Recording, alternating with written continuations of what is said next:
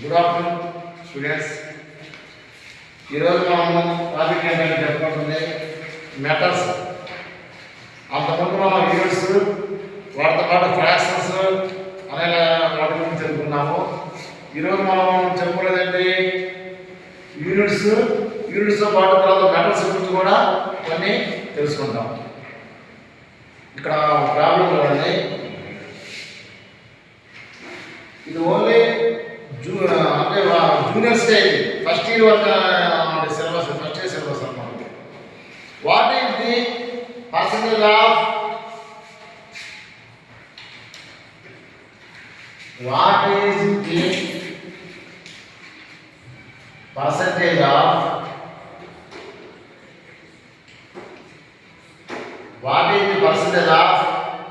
Copper? Copper యొక్క percentage ఎంత కనుక్కోవాలి. What is the percentage of copper if the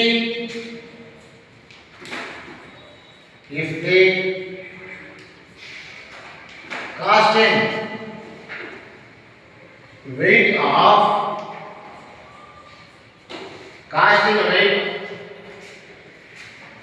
of copper 42.3 kilograms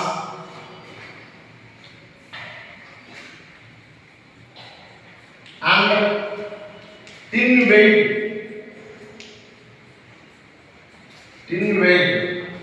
2.7 kilograms. 2.7 kilograms. ఇక్కడ options ఏంటి చూడండి. ఇక్కడ A copper 92%, B copper 94%, C copper 96%, option D copper 98%. ఇక్కడ జాగ్రత్త అండి, ఇక్కడ కాపరు మరియు ఇంకో రెండు మెటల్స్ ఉన్నాయి. కాపరు కిందనే 2 మెటల్స్ ఉన్నాయి. ఈ 2 మెటల్స్ ఉపయోగించి ఏం చేసినప్పుడు కాస్టింగ్ అంటే ఏంటి? పోత కలిగించి పోత పోసి తయారు చేసిన దాన్ని ఏమంటారు? కాస్టింగ్ అంటారు. ఇక్కడ 2 మెటల్స్ ఏమో ఉపయోగించారు. ఇక్కడ ఒకటి కాపర్ ఉపయోగించాడు, రెండోది టిన్ను. ఈ 2 కలిసి చేసిన కాస్టింగ్ అంటే మిశ్రమ లోహం. కాస్టింగ్ అంటే మిశ్రమ లోహం. ఆ మిశ్రమ లోహంలో ఏమిచ్చాడు? ఇక్కడ కాపర్ యొక్క వెయిట్ ఎంత? ఇక్కడ 42.3 కిలోగ్రామ్స్ ఇచ్చాడు. అదేవిధంగా టిన్ యొక్క వెయిట్ ఎంత? ఇక్కడ 2.7 కిలోగ్రామ్స్ ఇచ్చాడు ప్రాబ్లం. అది ఏం కావాలి? కాపర్ యొక్క పర్సెంటేజ్ ఎలా కనుక్కోవాలి? పర్సెంట్ సెంట్ అంటే ఏంటి? 100% కనుక్కోవడం. ఇక్కడ చూడండి, ఇక్కడ పర్సెంటేజ్ ఆఫ్ కాపర్ మనం కనుక్కోవాల్సింది. పర్సెంటేజ్ ఆఫ్ కాపర్ అయితే కాస్టింగ్ యొక్క మొత్తం వెయిట్ ఏంటి? కాపర్ యొక్క వెయిట్, అదేవిధంగా టిన్ యొక్క వెయిట్, 2 వెయిట్ కూడా కలుపుకుంటే కాస్టింగ్ యొక్క మొత్తం వెయిట్ వచ్చేది 42.3 ప్లస్ 2.7. అప్పుడు మొత్తం ఎంత అవుతుంది? 45 కిలోగ్రామ్స్ అవుతుంది. కాస్టింగ్ యొక్క మొత్తం వెయిట్ 45 కిలోగ్రామ్స్.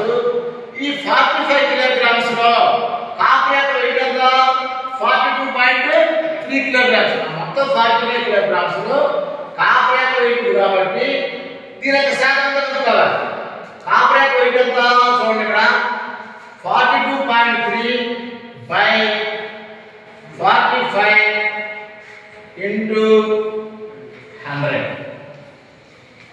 చూడండి జాగ్రత్త. ఇక్కడ 45 కాస్టింగ్ మొత్తం వెయిట్ ఎంత కలుపుకున్నాము, మొత్తం ఎంత వచ్చింది? 45 వచ్చింది.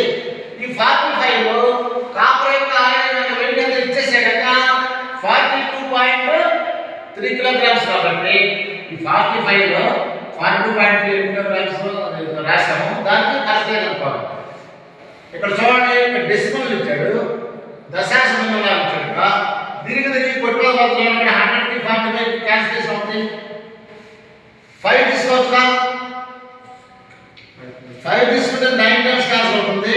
ఇక్కడ ఎన్నిసార్లు క్యాన్సిల్ అవుతుంది? ఇక్కడ 20 టైమ్స్ క్యాన్సిల్ అవుతుంది. చూడండి జాగ్రత్తగా. 5 ఎందుకు తీసుకున్నాం? ఇక్కడ 45 కి 100 కి రెండింటికి కూడా క్యాన్సిల్ అవుతుంది కాబట్టి 5 అక్కడ తీసుకున్నాం. ఇక్కడ 9 టైమ్స్ పోయింది, ఇక్కడ 20 టైమ్స్. ఇప్పుడు ఏం చేయాలి? రెండింటి కూడా ఏంటి? హెచ్ వేసుకోవాలి. హెచ్ వేస్తే 20ని 42.3 తో హెచ్ వేయాలి. 0 అలాగే వేసుకున్నాము, 0 అలాగే ఉంటుంది. 2ని 3 తో చేసి 3 into 3 ఎంత? 6. 2 into 2 is equal to ఎంత? 4. 2 into 4 is equal to 8. అయితే ఇక్కడ డెసిమల్ పాయింట్ ఎక్కడ ఉంటుంది? రైట్ సైడ్ 1 సైడ్ ఉంది కాబట్టి ఇక్కడ right side 1 side decimal point పెట్టుకున్నాం. 846.0/9. ఇక్కడ ఏం చేయాలి అంటే 0 డెసిమల్ పాయింట్ లో 0 అంటే ఉన్నామంటే లేకపోతే కాకపోతే 846.0 ఏమనుకోవచ్చుదాన్ని 846గా కూడా రాసుకోవాలి. ఇప్పుడు ఏం చేయాలి? అక్కడ భాగాలు వేయాలి. 846 దగ్గర భాగాలు వేయాలి, 9వ భాగాలు వేయాలి. 9 ఎంత? 81. 9 81. 4 3 ఒక కారణం దీని క్యాన్సిల్ 11 ఇక్కడ 6 తీసుకున్నాం. 9 రాను ఎంత? 36. 36 శేషం వచ్చింది. ఇక్కడ 0 వచ్చింది కాబట్టి ఇక్కడ ఎంత వచ్చింది? 94%. కాబట్టి ఆప్షన్ బి అనేది రైట్ ఆన్సర్. ఇక్కడ కాపీ యొక్క పర్సెంటేజ్ ఎంత అనుకుంటున్నాడు? కాపీ యొక్క వెయిట్ తెలుసు, మొత్తం క్యాష్ యొక్క వెయిట్ కూడా అంతా తెలుసుకున్నాం. 2 కూడా కూడుకుంటే ఇది వచ్చేసింది మనకి ఇక్కడ 45. 42.3 ప్లస్ 2.7 కలిపితే ఎంత అవుతుంది? 45. కాబట్టి ఇక్కడ ఆన్సర్ మనకి ఎంత పర్సెంటేజ్ వచ్చింది? మనకి 94% అన్నమాట. కాపీ యొక్క పర్సెంటేజ్ 94 అనేది ఇక్కడ right answer. Next second one చూడండి.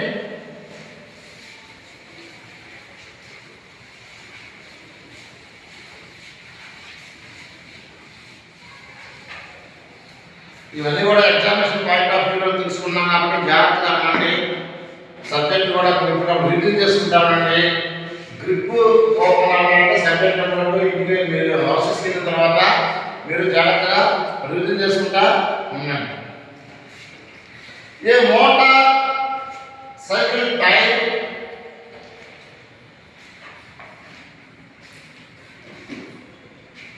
ये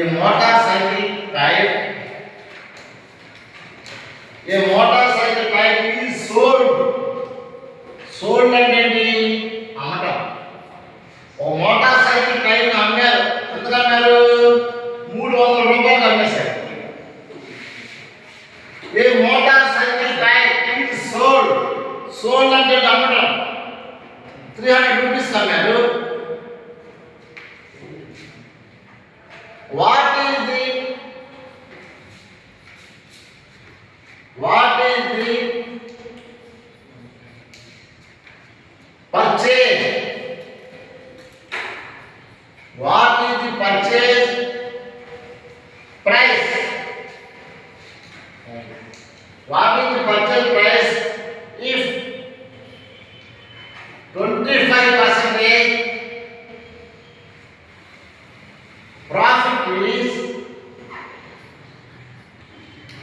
profit is added to it? Option A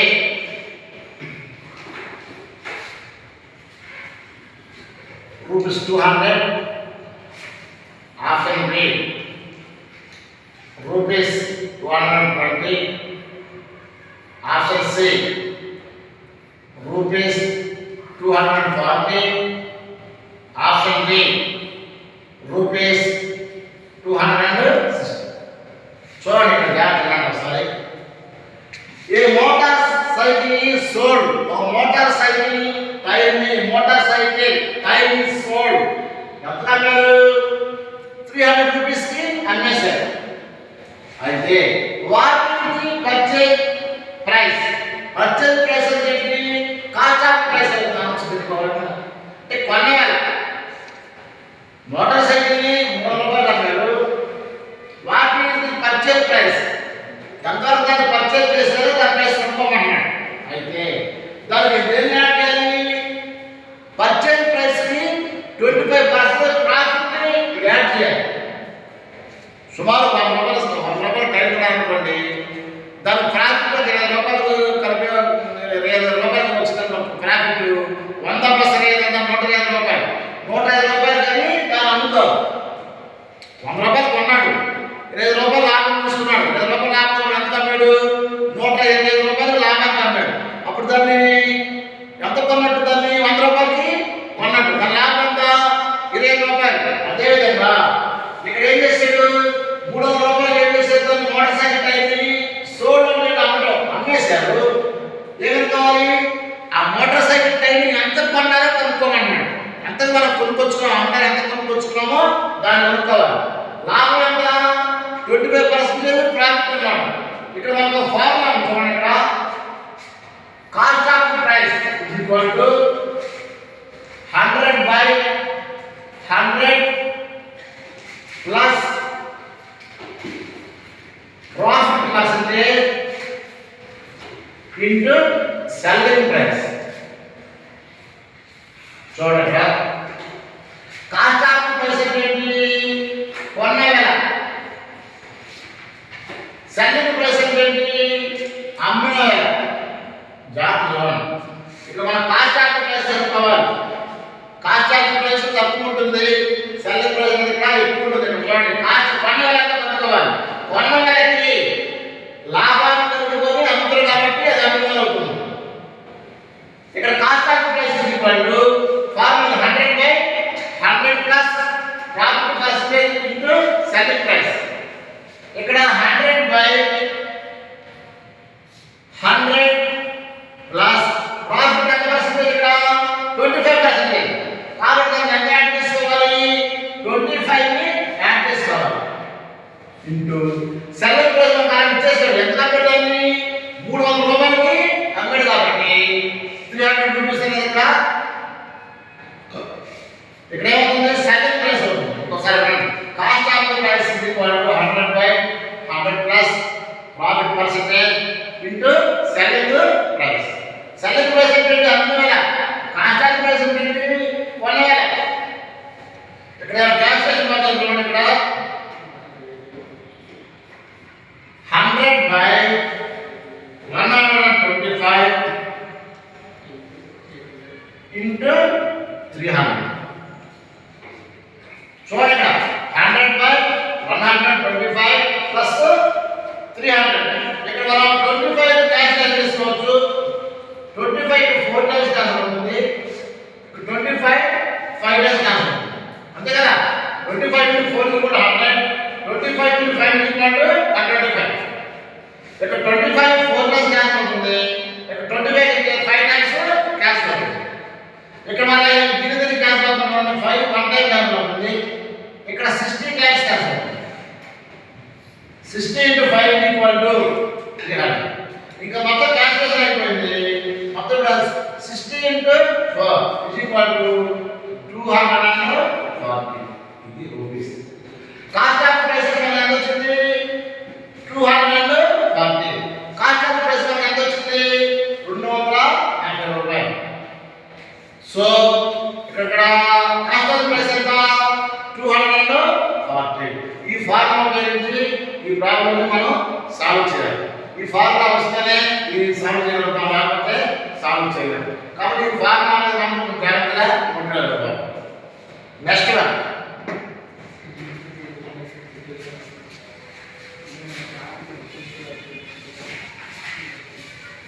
next one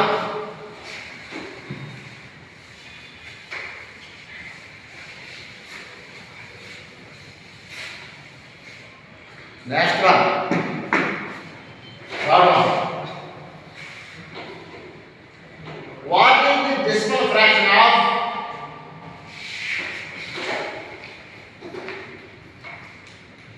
what is the decimal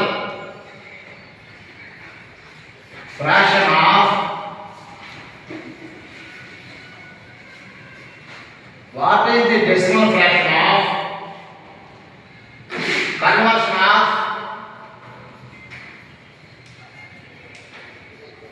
conversion of 18.5%.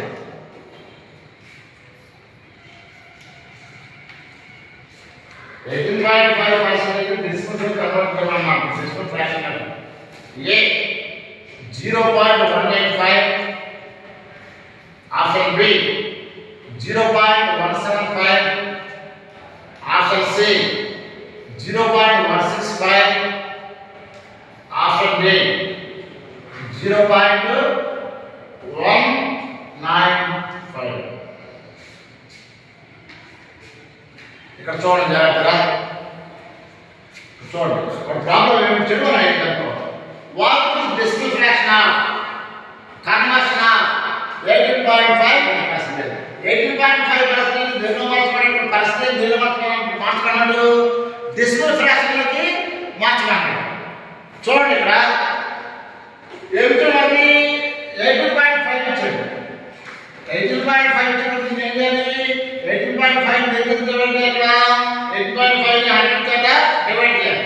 18.5 ని 100 చేత డివైడ్ చేస్తే ఏమవుతుంది డెసిమల్ ఫ్రాక్షన్లోకి మారిపోతుంది. ఈ డెసిమల్ ని 185 ఓవర్ అంటే మనం ఇక్కడ 0 యాడ్ చేసుకోవాలి. ఈ డెసిమల్ తీసేయాలంటే ఏం చెప్తుందా 0 యాడ్ అవుతుంది. 185 ఇక్కడ 1000 చేత డివైడ్ చేస్తే ఎంత వస్తుంది 0.185. కాబట్టి ఆప్షన్ ఏమైనటువంటి రైట్ ఆన్సర్. ఇంకోసారి జాగ్రత్తగా ఈ డెసిమల్ ఫ్రాక్షన్ ఏం చేయాలి పర్సెంటేజ్ దేనిలో మార్చుకున్నాడు ఆ 18.5% దేనిలో మార్చాలి డెసిమల్ ఫ్రాక్షన్ లో మార్చాలి. మార్చాలంటే ఏం చేయాలి ఆ 18.5 100 చేత డివైడ్ చేయాలి. 18.5/100 డెసిమల్ ఉన్నప్పుడు డివైడ్ చేయడం కుదరదు కాబట్టి ఏం చేసాము తీసివేసాము. డెసిమల్ పాయింట్ తీసేస్తే 0 యాడ్ అవుతుంది. దీని రిజల్ట్ డివైడ్ చేస్తే ఎంత అవుతుంది 0.185. అది right answer. Next one fourth one problem చూడండి. ఇక్కడ ఇప్పటివరకు చెప్తున్న ప్రాబ్లమ్స్ మొత్తం కూడా మనం ఎక్కువ ఫ్రాక్షన్స్ తర్వాత పర్సెంటేజ్ సంబంధించిన ప్రాబ్లమ్స్ తెలుసుకున్నాము. ఇప్పుడు మెటల్స్ వీటి గురించి తెలుసుకుందాం. ఇక్కడ మెటల్స్ అంటే లోహములు తెలుగులో copper zinc aluminium tin iron gold silver వీటన్నిటి కూడా మెటల్స్ అంటారు. వీటన్నిటి కూడా మెటల్స్ అంటారు. అయితే మెటల్స్ నాన్ మెటల్స్ మెటల్స్ కాకుండా వాటిని ఏమంటారు నాన్ మెటల్స్ అంటారు. గాజు చెక్క అలా పింగాణి ఇవన్నీ నాన్ మెటల్స్ అంటారు. అలా కాకుండా మెటల్స్ రెండు రకాలుగా వర్గీకరించారు. ఒకటి ఫెరస్ మెటల్స్, రెండవది non ferrous metals. Ferrous metals అంటే ఏంటంటే ఇనుము మూలలో అవగాహన ఉండే మెటల్స్ అంటారు ఫెరస్ మెటల్స్ అంటారు. అలా కాకుండా ఇనుము ఉండకుండా ఖాళీగా ఉండే వాటిని ఏమంటారు నాన్ ఫెరస్ మెటల్స్ అంటారు. ఫెరస్ మెటల్స్ అంటే ఇనుము ఉంటుంది వాటిలో మెయిన్గా మెయిన్ కాన్స్టెంట్ అంటే దానిలో ఇనుము pig iron rod iron cast iron వీటన్ని కూడా ఏమంటారు ఫెరస్ మెటల్స్ అంటారు. ఇనుము ఉండదు అంటే aluminium copper zinc tin lead వీటన్ని కూడా ఏమంటారు నాన్ ఫెరస్ మెటల్స్ అని అంటారు. నాన్ ఫెరస్ అంటే కాపరు జింకు అల్యూమినియము టిన్ను వీటన్ని కూడా ఏమంటారు నాన్ ఫెరస్ మెటల్స్ అంటారు. ఫెరస్ అంటే ఇనుము ఉండేవాటి ఫెరస్ అంటే ఇనుము మూలలోహముగా ఉండే మెటల్స్ ఏమంటారు ఫెరస్ మెటల్స్ అంటారు. అర్థమవుతుందా ఇనుము మూలలోహంగా ఉండేవాటి ఫెరస్ ఇనుము ఉన్నవాటి నాన్ ఫెరస్. నాన్ ఫెరస్ అంటే copper zinc aluminium tin lead వీటన్నిటి అంటారు. వీటి గురించి కొన్ని ప్రాబ్లమ్స్ తెలుసుకుందాం. చూడండి next one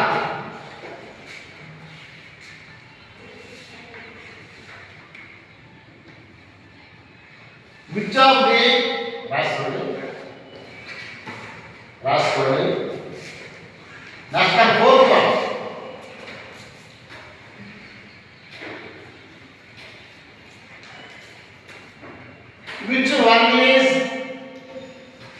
which one is non-metal వీటిలో ఒకటి నాన్ మెటల్ అన్నాడు which one is non-metal A mercury B graphite C brass D iron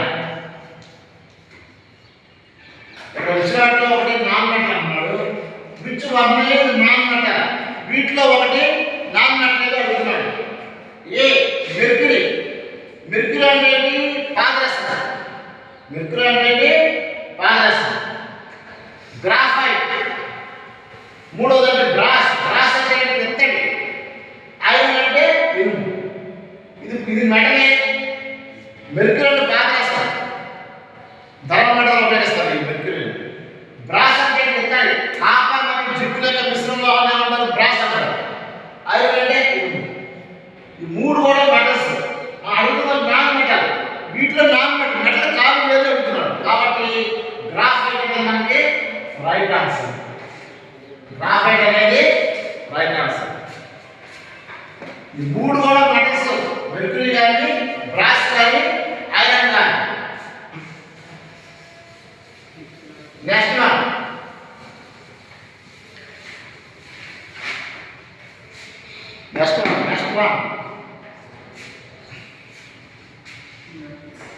fifth one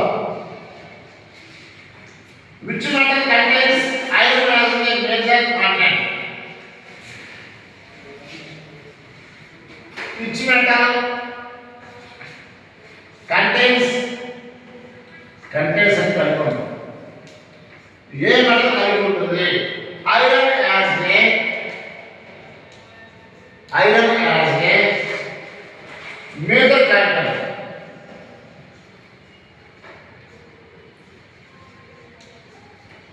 iron అనేది ఎక్కువగా మూలలోహంగా ఏ మెటల్ కలిగి ఉంటుంది ఏ బ్రాస్ మెటల్ ఆఫీస్ B bronze metal C zinc D ferrous metal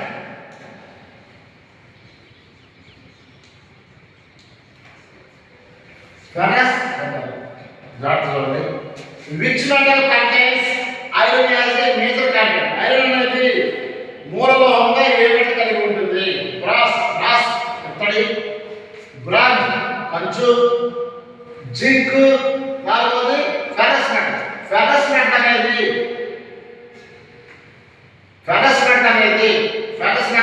iron అనేది ఉంటుంది కాబట్టి ఫెరస్ మెటల్ మనకి right answer ferrous metal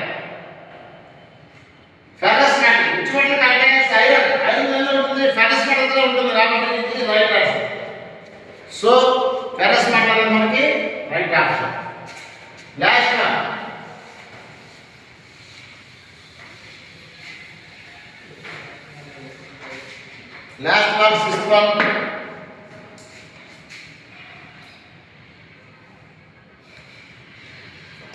sixth one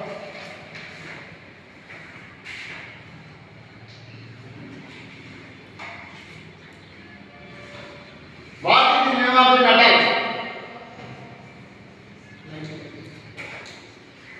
what is the name of the metal what is the name of the metal metal యొక్క name అంటే అడుగుతున్నాడు which do not contain iron which do not contain iron. Which do not contain iron? Iron కలిగి ఉన్న metal ఏమంటారు? అది దాని option A ferrous metals, option B non ferrous, option C insulated,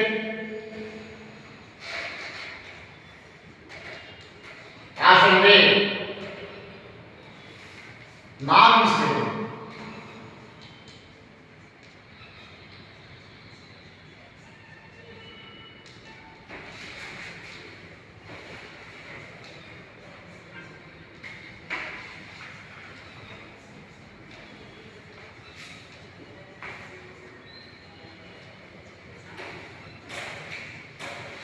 చూడగా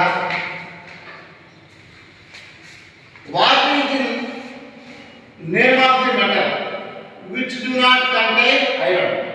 iron లేకుండా ఉండే మెటల్ని ఇక్కడ ఏమంటారు అడుగుతున్నాడు. Which what is the name of the metal? Metal యొక్క నేమ్ ఏమిటి? Which do not contain iron. Iron ఆ మెటల్ ఉండే వాటిని ఏమంటారు? ఇంతకుముందు చెప్పాను. ఐరన్ ఉండే వాటిని ఏమంటారు? ఇక్కడ మనకి ఫెర్రస్ మెటల్స్ అంటారు. ఐరన్ ఉన్న వాటిని ఏమంటారు? నాన్ ఫెర్రస్ మెటల్స్ అంటారు చెప్పారు. నాన్ ఫెర్రస్ మెటల్స్ ఎగ్జాంపుల్స్ కూడా చెప్పాను. ఏంటి? కాపరు, జింక్, టిన్ను, లెడ్ వీటన్ని కూడా ఏమంటారు? నాన్ ఫెర్రస్ మెటల్స్ అన్నారని చెప్పారు. Ferrous metals option A ferrous metals అన్నాడు కాదు. Option B non ferrous metals. ఇది right answer. Insulated metals, insulated metals కూడా అన్నారు. నాన్ ఇన్సులేటెడ్ మెటల్స్ కూడా అన్నారు. కాబట్టి ఇక్కడ ఆప్షన్ ఏది రైట్ ఆన్సర్? మనకి నాన్ ఫెర్రస్ మెటల్స్ అనేది మనకి రైట్ ఆప్షన్. కాబట్టి సో నాన్ ఫెర్రస్ మెటల్ ఇది రైట్ ఆన్సర్. ఓకే, ఇప్పుడు మనం ఏం చెప్పుకున్నాము? ఎక్కువగా మెటల్స్ గురించి, పర్సంటేజ్ గురించి, ఫ్రాక్షన్స్ గురించి చెప్పుకున్నాము. నెక్స్ట్ క్లాస్లో కూడా ఈ మెటల్స్ గురించి చెప్పుకుందాము. ఇవన్నీ కూడా చక్కగా రివిజన్ చేసుకోండి. ఈ రోజు ఈ ఎగ్జామినేషన్ పాయింట్ ఆఫ్ వ్యూ చెప్తున్నాను. ఇప్పుడు కంపల్సరీ ఈ బిట్స్లో కంపల్సరీ మనకి ఆప్టిట్యూడ్ ఇవన్నీ కూడా వీటిలో కొనిస్తారు. కాబట్టి మీరు చక్కగా ప్రిపేర్ అవుతారని ఆశిస్తున్నాను. ఏ రోజు కాదు సబ్జెక్ట్ రివిజన్ చేసుకోండి. రివిజన్ చేసుకోకపోతే మీరు ఇవన్నీ కూడా మర్చిపోయే అవకాశం ఉంది. కాబట్టి ఏ రోజు కాదు యూట్యూబ్లో వస్తే మొత్తం కూడా ఆ యూట్యూబ్లో వచ్చిన వాళ్ళు మీరు అందరూ కూడా ప్రతిరోజు కూడా చూడండి. చూస్తే మీకు ఈజీగా అర్థమవుతుంది. ఇవన్నీ కూడా మీరు కొంచెం జూమ్ చేసుకొని చూస్తే చక్కగా కనిపిస్తాను యూట్యూబ్. కాబట్టి నేను జాగ్రత్తగా అనుకుంటున్నాను. Thank you very much dear students. మొత్తం జాగ్రత్తగా ఫాలో అవ్వండి.